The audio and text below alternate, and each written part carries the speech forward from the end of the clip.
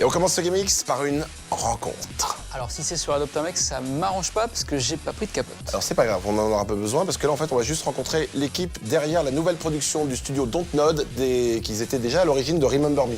Merci à toute l'équipe derrière, je passe mon tour parce que là je vais pas pouvoir satisfaire tout le monde. Bon.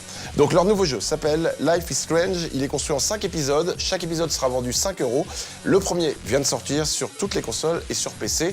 C'est donc l'occasion d'en savoir un petit peu plus sur ce jeu où on a le pouvoir de remonter le temps pour modifier le cours des événements. Ah bah ça m'arrangerait de revenir en arrière. Bah très bien. De combien de temps? Pas beaucoup, 4 ans en arrière. Alors 4 ans ça fait un petit peu loin parce qu'on n'avait pas démarré GameX. Bah justement. Est-ce que la plus grosse erreur de notre vie, ce serait peut-être pas GameX? Peut-être qu'il faudrait s'arrêter, non? Ça commence à se sentir qu'on est des arnaques. Non, c'est bon, là. Non. En plus, il y a un nouveau boss à MCM, vous ne savez pas, mais voilà, il est alcoolique, donc du coup, on est tranquille, puisque voilà, il se rend pas compte de ce qu'on fait. En plus, j'ai un dossier sur lui, rapport au séminaire de janvier. Ouais. Voilà, t'inquiète, on est en place. D'accord. Enfin, au séminaire, en fait, c'est avec moi qu'il a fait la boulette. Ah. Et donc, je suis enceinte des fesses. D'accord. Bah, félicitations. De rien. Faudra lui trouver un prénom. Oh oui, je sais pas encore ce que ce sera.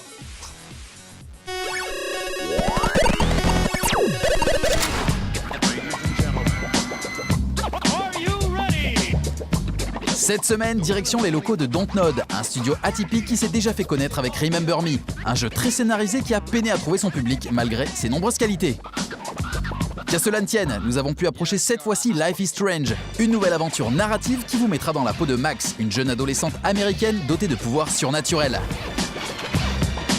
L'aventure sera ici épisodique, ce qui a impacté son processus de conception, comme nous l'a expliqué Oscar Gilbert, le patron du studio.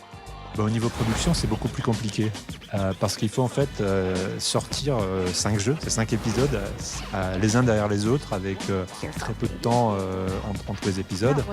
Et ça va être au maximum 6 semaines. Donc c'est une autre façon d'organiser la production, mais en même temps pour l'équipe, c'est un jeu qui a duré moins longtemps, c'est un jeu qui s'est fait en 2 ans et demi. Donc du coup, les gens voient le résultat beaucoup plus vite comparé à Remember Me, fait en 5 ans.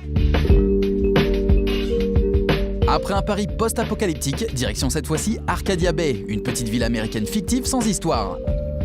Dans les couloirs de son lycée, Max, cette fille innocente et rêveuse, se retrouvera bien malgré elle en possession du pouvoir de remonter le temps. Une mécanique qui pioche dans un système bien particulier, celui d'un certain Remember Me. En fait, Life is Strange, c'est un projet qui a commencé juste après la sortie de Remember Me. Dans Remember Me, on avait un système le système du Memory Remix qui était le fait de pouvoir revenir dans les souvenirs des gens. Ça a été la base un petit peu de notre réflexion sur le projet Life is Strange.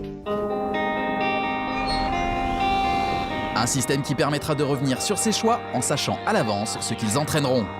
Un élément clé où on se rendra vite compte qu'un petit détail peut parfois faire toute la différence.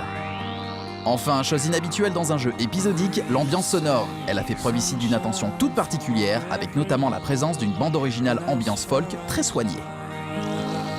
Dans le jeu vidéo, il y avait tout le côté interactif, le fait qu'on puisse raconter beaucoup de choses sur les personnages grâce aux musiques qu'ils écoutent. Et puis aussi faire connaître des artistes qu'on aime beaucoup. Donc du coup, on a deux morceaux de Sid Matters dans l'épisode 1, et on a aussi 3 autres morceaux d'artistes qu'on aime. Donc il y a un morceau de José González, un de Angus et Julia Stone, et un de Sparkle Horse. Donc voilà, c'est des artistes qu'on apprécie énormément et on est très fiers d'avoir pu les avoir dans le jeu. Life is Strange sort cette semaine et il y a fort à parier qu'il part avec de sérieux arguments pour vous envoûter le temps de ce premier épisode. Notre verdict, ce sera la semaine prochaine dans GameX.